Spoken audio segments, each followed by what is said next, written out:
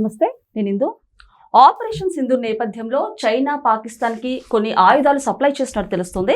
మరి దీని గురించి మాట్లాడడానికి మనతో పాటు సీనియర్ జర్నలిస్ట్ జగదేవ్ గారు ఇప్పుడు మనతో ఉన్నారు. నమస్తే సార్. నమస్తే అండి. సార్, మరి ఆపరేషన్ సింధూర్ నేపథ్యంలో చైనా పాకిస్తాన్ కి కొన్ని ఆయుధాలు అయితే సప్లై చేసినట్టు తెలుస్తుంది. మరి అవి కూడా ఫెయిల్ అయినట్టు తెలుస్తుంది. సో దీని వలన చైనాకి భారీ నష్టం చేకూరిందని చెప్తారంటారా? అంటే చైనాకే కాదు, అమెరికా కూడా కొంచెం ప్రెస్టేజ్ ఇష్యూ వచ్చింది. ఎందుకంటే ఏ రాడార్ వ్యవస్థ అయితే మేము పటిష్టంగా ఉన్నాము, లేదంటే కొన్ని రకాల మిసైల్స్ మా దగ్గర ఉన్నాయి, భారత్ అణుబాంబు ప్రయోగం చేస్తే మేము చేస్తున్నాము, భారత్ పలానా మిసైల్స్ దిగుమతి చేసుకుంటే మేము చేసుకున్నాము, అంటే పులిదిక్కు చూసి నక్క వాతలు పెట్టుకున్నట్టుగా ప్రతిదీ కూడా మేము పోటీ అన్నట్టుగానే మొత్తానికి అంటే ప్రపంచ దేశాల్లో కూడా మేమేం తీసుకోమన్నట్టుగా. అంటే ఇక్కడ కూడా కొంతమంది లౌకికవాద ముసుగులో ఉన్న కొంతమంది వెధవలు పాకిస్తాన్ సపోర్ట్ చేసే వాళ్ళు ఉన్నారు మన దగ్గర చాలా మంది, అంటే వందల్లోనే ఉన్నారులేండి. సో వాళ్ళు కూడా మా పాకిస్తాన్ అంటే ఏంటనుకున్నారు అన్నట్టుగా ఉండే వాళ్ళు ఉన్నారు. సో ఇదంతా ఇప్పుడు యుద్ధం వాతావరణం కమ్ముకున్న తర్వాత సింధూర్ స్టార్ట్ చేశాక వాళ్ళ యొక్క ఒక్కొక్కటి చేతకానితనము, ఆ పిరికితనము, దొంగ దెబ్బ తీసేతనము, ఆ గుంటనక్క తెలివితేటలు అవన్నీ బయటకు వస్తున్నాయి. సో ఇప్పుడు ఏదైతే పక్కోడి నుంచి అప్పు తెచ్చుకొని అరువు తెచ్చుకొని మేము టెక్నాలజీ మా దగ్గర ఉన్నాయి, మేము ధీటుగా ఎదుర్కోగలము, సమాధానం చెప్పగలం అంటున్నారో అవన్నీ ఫెయిల్ అయ్యాయని క్లియర్గా అర్థమవుతుంది. అయితే ఏ దేశం నుంచి అయితే తెచ్చుకున్నాడో అవి ఫెయిల్ అయితే రేపొద్దున ఆ దేశం యొక్క ప్రొడక్ట్ ఎవడు కొంటాడు? ఇంకా ఎవరు కొనరు. ఇప్పుడు యుద్ధ మేఘాలు కమ్ముకున్నప్పుడే వీడికి కరెక్ట్గా దేశం వాడికి ఛాన్స్, అరే మన మిసైల్స్ ఇవన్నీ కూడా కరెక్ట్గా ఉంటాయి, మన డ్రోన్లన్నీ కూడా ఆ వ్యవస్థను బాగా నడిపిస్తాయి అని చెప్పి మార్కెట్ చేసుకోవడానికి ఇలాంటి టైంలో మరి కొంచెం అమ్ముకోవడానికి బాగుంటుందని వాడు ఫీల్ అవుతాడు. అమెరికా కూడా అంటే ఒక విధంగా ఇండియాకి సపోర్ట్ చేస్తూనే బ్యాక్గ్రౌండ్ గా పాకిస్తాన్ కి సపోర్ట్ చేస్తుందని చెప్పొచ్చు అంటారు, ఆయుధాలు సప్లై చేసి. ఎందుకంటే అసలు క్లియర్ గా మొన్న పాకిస్తానే ఒప్పుకుంది కదండి, అమెరికా కోసమే మేము ఈ తీవ్రవాద సంస్థను పెంచి పోషించాం. అమెరికా వాడి యొక్క కుటిల బుద్ధి ఎలా ఉంటుందంటే ఎప్పుడు నేనే అగ్రరాజ్యంగా ఉండాలి, నేనే నెంబర్ 1 స్థానంలో ఉండాలి, నేను ప్రపంచ పెద్దనగా ఉండాలి, నేనేం చెప్తే అన్ని దేశాలు వణికిపోయి ఆడు చెప్పిన ఆంక్షలను భయపడి అందరూ తల ఊపాలి అనేలాగే ఉంటాడు వాడు. సో అలాంటప్పుడు పొరపాటున ఏదైనా దేశం స్వతంత్రంగా అభివృద్ధి చెందుతుందంటే వెంటనే లోపల చిచ్చు పెడతాడు. ఇప్పుడు ఒక గడాఫీ అలాగే చంపేశారు, ఒక సద్దాం హుస్సేన్ అలాగే చంపేశారు. ప్రతి ఒక్కరు అంటే మరి ఎవడు అడగలేడు అంటే డబ్బున్నది.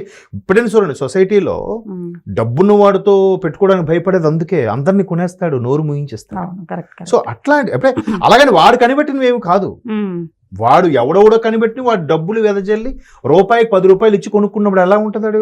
అరే మన 10 రూపాయలు వస్తుందంటే ఆడవల్లే కాబట్టి ఆడొచ్చేసరికి రెస్పెక్ట్ గా ఉంటాడు కదా. సో ప్రపంచ దేశాలన్నీ కూడా అలాగే ఫాలో అవుతున్నాయి. వాడేం చేశాడు, ఆ F-16 విమానాలు లాంటివి ఏవో వీళ్ళకి అమ్మాడు.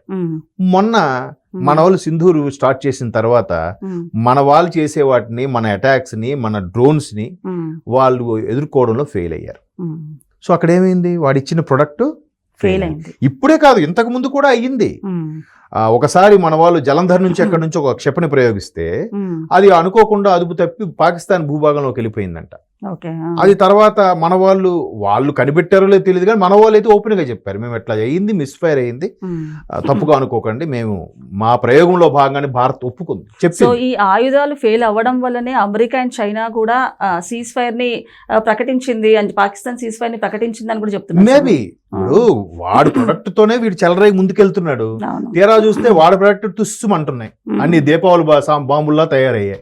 ఇప్పుడు ఏమవుద్ది, ఇదే గాని కంటిన్యూ అయితే వాడు అమెరికా నుంచి తెచ్చినవి, చైనా నుంచి అవేవో డ్రోన్లు తెచ్చుకున్నాడు, అవి దీపావళి సామాన్లాగా అయిపోయాయి. ఎంత కామెడీ అయిపోయిందంటే ఒకప్పుడు చైనా పీసు 3 నెలలకు మించి రాదురా అనే ఏదైతే ఉందో అది మరొకసారి వైరల్ అయింది. నవ్వుతున్నారు అందరూ. మొన్న ఒక టాపిక్ ఇలాగా మాట్లాడుతుంది ఒక ఛానల్లో, కెమెరామెన్ పగలబడి నవ్వాడు. సార్ కరెక్ట్ గా చెప్పారు సార్, చైనా మళ్ళీ షూట్ అవుతున్న మధ్యలో అంటే అందరికి నవ్వు వచ్చేస్తుంది. ఇలాంటి వాటిని పెట్టుకొని వీళ్ళు పెద్ద పోటుగాళ్ళలాగా ముందుకు వస్తున్నారేంట్రా, వీళ్ళకి అసలు ముందే బుర్ర తక్కువ వెధవలు పాకిస్తాన్ వాళ్ళు, పైగా చైనా వాడిని అటు అమెరికా వాడిని నమ్ముకోవడం ఏంటి? అమెరికా వాడు కూడా వాడి సొంత ఉంది కాదు, ఎక్కడో అరువు తెచ్చుకున్నదే డబ్బులు వెదజల్లి పేటెంట్ నేనే చేశానని రాయించుకుంటాడు.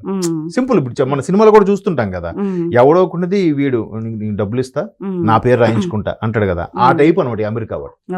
సో అలాంటి ప్రొడక్ట్ తీసుకొచ్చాక ఇంకా అమెరికా వాడు ఏం చెప్తాడు, వాడు మార్కెట్ ఎంత పడిపోయింది, ప్రపంచ దేశాలకు అర్థమైపోయింది. అసలు ఆపరేషన్ సింధూరు కూటమి ప్రభుత్వంతో పాటు ఎవరైతే ఈ ఆర్మ్డ్ ఫోర్సెస్ ఉన్నారో వీళ్ళు అధిపతులు, వీళ్ళందరికీ హ్యాట్స్ ఆఫ్ అండి. ఎంత చాకచక్యంగా ఈ టైటిల్ పెట్టడం నుంచి ఎదుర్కోవడం వరకు, ఒకటి వాడి మీద అటాక్స్ చేస్తూనే ఇదినా నా రేంజ్, ఇదిరా మా సత్తా అన్నట్టుగా చెప్పారు. ఒకే దెబ్బకి 2 పెట్టారు కదా. సో అలాంటి కాన్సెప్ట్, అందుకే మోదీ గారు మొన్న కూడా అంటే ఒక 2 days బ్యాక్ రిటైర్డ్ ఆఫీసర్స్ కూడా పిలిచి ఇంటికి పిలిపించుకొని వాళ్ళతో ఒక 2 గంటలు చర్చించాడంట ఆయన. అంటే గతంలో ఇంతకుముందు కూడా యుద్ధాలు జరిగినప్పుడు వాళ్ళు బతికున్న వాళ్ళు కూడా తీసుకొచ్చారట ఆఫీసర్స్ ని. తీసుకొచ్చి అప్పుడు యుద్ధం అయినప్పుడు మీరు ఎలా ఎంత చాకచక్యంగా ప్రవర్తించారు, ఎటువంటి నిర్ణయాలు తీసుకున్నారు, డీటెయిల్స్ అన్ని తీసుకున్నారు. అనుభవం ఎప్పుడు గొప్పదే కదమ్మా. అది స్వామి వివేకానంద గారు అన్నట్టు మహాసముద్రంతో చదువుకున్న చెంచాడు అనుభవం గొప్పదంట. అలాగా ఎవరైతే ఆ అనుభవంలో ఉన్నారో అటువంటి ఆఫీసర్స్ రిటైర్డ్ వాళ్ళని కూడా పిలిపించుకొని మీరు ఆ యుద్ధ సమయంలో మీరు ఎలా ప్రవర్తించారు, చైనాతో యుద్ధంలో గానీ, పాకిస్తాన్తో యుద్ధం అప్పుడు గానీ, లేదంటే కార్గిల్ సమయంలో మీరు చేసినప్పుడు గానీ ఎట్లా చేశారని ఆ ఇన్పుట్స్ కూడా తీసుకొని ఎంత ప్లాన్ గా అసలు మనము అంటే ఇక్కడ 4 గోడల మధ్యన కూర్చొని మాట్లాడుకుని అబ్బా ఏం చేశాను అనుకో కాదు, కానీ ఒకవైపు దేశ సార్వభౌమాధికారం, ప్రజలకు ఇబ్బంది కలగకుండా, మన సమైక్యతకి భంగం కలగకుండా, ఒక పక్క టెన్షన్ ఉంటూనే మంచి థాట్స్ రావండి. ఇక్కడ మనం అందరం పడుకుంటుంటే వాళ్ళు అక్కడ చాలా ఇప్పుడు ఈ ఆర్మీ మొత్తం అధిపతులకి ఈ వ్యవస్థ మొత్తం ఎవరైతే భద్రతా సలహా మండలి చీఫ్ సెక్రటరీ అందరూ ఉంటారు, వీళ్ళందరూ కూడా కునుకుండదు. చాలా అంటే టెన్షన్ తో థాట్ రాదు కదమ్మా, అలర్ట్ గా ఉంటారు. మనకు టెన్షన్ వస్తే థాట్ రాదు, కానీ టెన్షన్ లో కూడా ఎంత మంచి థాట్స్ ఇంప్లిమెంట్ చేస్తున్నారంటే నిజంగా వాళ్ళందరికీ వాళ్ళ కన్నా తల్లిదండ్రులు కూడా మనం హ్యాట్స్ ఆఫ్ చెప్పాలి. సో అట్లాంటి పరిస్థితులు ఉన్నప్పుడు ఇది మన సత్తాను చూపిస్తున్నప్పుడు మరోవైపు ఆ ప్రొడక్ట్ కూడా తుస్సు అయింది. అయితే మనం ఎక్కడి నుంచి తెచ్చుకుంటున్నాం ప్రొడక్ట్, మనకి ఎప్పుడు రష్యానే, ఇప్పుడు కాదు ఎప్పుడు నుంచో రష్యాతో ఉన్న సంబంధం. అంటే వీళ్ళందరూ 2 నాలుగుల ధోరణితో ముందు తీవ్రవాదం తప్పు, తర్వాత మేము పాకిస్తాన్కి ఫోన్ చేసి చెప్పామని ఈ అమెరికా, చైనా మాట్లాడుతున్నారు, కానీ రష్యా ఎప్పుడు భారత్కి సపోర్ట్. ఏం చెప్పారు, ఉక్రెయిన్ అప్పుడు కూడా ఏ ఇంటి పేరైతే భారతదేశ జెండా ఎగిరిందో ఆ జెండా మీద, ఆ ఇంటి మీద మీరు అటాక్ చేయొద్దని చెప్పేశాడట పుతిన్. రష్యన్ మిలిటరీ కూడా భారత్ జెండా ఎవడైతే పట్టుకున్నాడో వాడిని ఏమీ చేయలే. అప్పుడే వచ్చిన వైరల్ అంశం ఏంటంటే ఇదే పాకిస్తాన్ వారు కూడా భారతదేశ జెండా వాళ్ళ ఇంటి మీద ఎగరేసుకున్నారట ప్రాణాలు కాపాడుకోవడం కోసం. దట్ ఈస్ భారతదేశం యొక్క.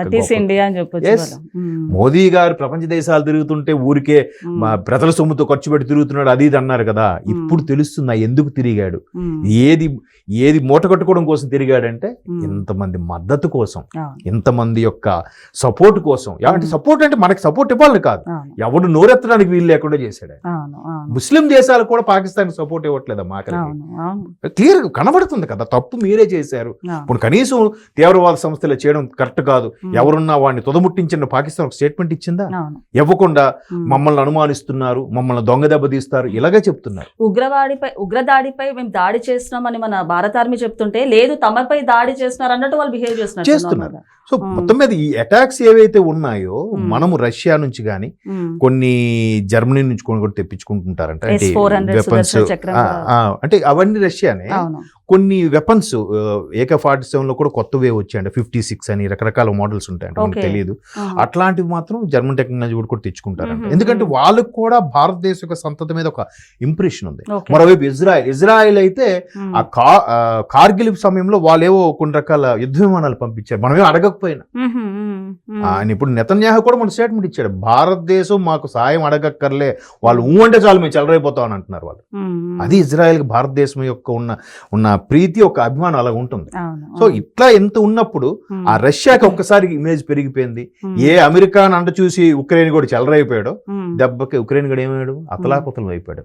రష్యా 3 ఏళ్ళుగా అటాక్స్ చేస్తూనే ఉంది, ఉమ్. అయినా రష్యా అలాగే ఉంది. సో ఇప్పుడు రష్యా లాభాల్లో ఉందని చెప్పొచ్చు అంటారు సార్? ఖచ్చితంగా ఇప్పుడు ఏదైతే సక్సెస్ అయ్యాయో ఈ S-400 ఇవన్నీ కూడా అవును. ఇంకా అందరూ అటే ఎగబడతారు. ఉమ్. ఇంకా రష్యాకు మార్కెట్ పెరుగుతుంది, ఉమ్. అమెరికాది కుదేలైపోయింది కాబట్టే ఉమ్. వెంటనే సీజ్ ఫైర్ ఇవన్నీ డ్రామాలు, ఉమ్. హై డ్రామా, ఎవరికి అర్థం కాదు. అండ్ అలాగే ఆర్థిక వ్యవస్థ లేదు కాబట్టి పాకిస్తాన్ సీజ్ ఫైర్ కి కూడా ప్రకటించిందని కూడా అది అంటున్నారు. ఎలాగా లేదు, ఉమ్. ఎలా అందుకే కదా IMF దగ్గరికి వెళ్ళడం, అక్కడికి వెళ్ళడం, ఇక్కడికి వెళ్ళడం, బతిమాలుకోవడం. మరి IMF కూడా $1.3 బిలియన్ శాంక్షన్ చేసింది కదా సార్? లేదు లేదు అంతే ఇవ్వలేదండి, మొన్న 8,000 కోట్లు ఎంతో ఇచ్చింది అన్నారు అంతే. మొన్న రీసెంట్ గా 1.3 భారత్ వద్దన్నా కూడా ఉగ్రవాదాలకి వాడుతారు పాకిస్తాన్ అన్నా కూడా వాళ్ళు 1.3 శాంక్షన్ ఏమో చేస్తారు. అందులో ఈ పాకిస్తాన్ సపోర్ట్ చేసే ఈ పౌరులో లేకపోతే ఈ అదవులో ఎవరు ఉన్నారేమో, లేదా మిగతా 57 దేశాలకు చెందిన వాళ్ళు కొంతమంది ఉన్నారు కదా మూర్ఖత్వం ఉండేవాళ్ళు, వాళ్ళు ఎవరుండి ప్రెజర్ చేశారేమో చెప్తే. అంటే ఒక్కసారి వాళ్ళు ఎలా ఆలోచిస్తారంటే సరేలే వాళ్ళు దీన స్థితిలో ఉన్నారని, కానీ ఆ దుర్మార్గులు మరలా దీనికే కేటాయిస్తారనే విషయం వాళ్ళకి తెలీదా?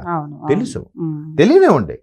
ఏం తెలిసినా మళ్ళీ ఈ 1.3 బిలియన్ లేకపోతే 1 లేదా 10 బిలియన్ అవని మొత్తానికి ఇదే ధారపోస్తారు, బూడిలో పోసిన పన్నీరే. మళ్ళీ పాకిస్తాన్ పరిస్థితి అంతే. ఇంకేసారి ఎవడు చూస్తాడు? అమ్మా పులి కథలాగా ఎవడు నమ్ముతాడు ఈసారి? సో దీనికి సంబంధించి army chief, Pakistan army chief కూడా పరారైనట్టు తెలుస్తుంది. అసలు ప్రధాని మొన్న బంకర్ లోకి వెళ్ళిపోయాడంట. ఆర్మీ చీఫ్ కూడా మాట్లాడుతుంటే DGMO ఎవడో ఆయన వచ్చి మాట్లాడుతున్నాడు, చీఫ్ మాట్లాడకుండా. అర్థమైపోయింది వాళ్ళకి కూడా. ఇప్పుడు ఎంతగానో అబద్ధాలు చెప్తారు, చెప్పలేరు కదా. 1-2 సార్లు చెప్పొచ్చు, ప్రగల్భాలు పలకొచ్చు, 3వ సారి నుంచి కామెడీ చేసుకుంటారు కదా. ప్రతిదీ ట్రోల్స్ అవుతున్నాయి. ఇప్పుడు సోషల్ మీడియాలో చూసుకుంటే పాకిస్తాన్ ఇండియా చాలా ట్రోల్స్ వస్తున్నాయి సార్. మనదే కాదు, బలూచిస్తాన్ మరి భయంకరంగా ట్రోల్స్ చేస్తున్నారు. మరి చాలదా? పక్కలో బల్యంలాగా వాళ్ళు తయారయ్యారు కదా. సో మొత్తానికి అమెరికా మార్కెట్ వాళ్ళంతే, వాళ్ళ మార్కెట్ పడిపోతుందంటే ఎక్కడ ఎవరినైనా తగ్గు పెట్టేస్తాడు, ఎక్కడ ఎవరినైనా బెడగొట్టేస్తాడు. వాడి ఉద్దేశం, వాడి క్రూయల్ మెంటాలిటీ అంతా. ఓకే సార్, నమస్తే.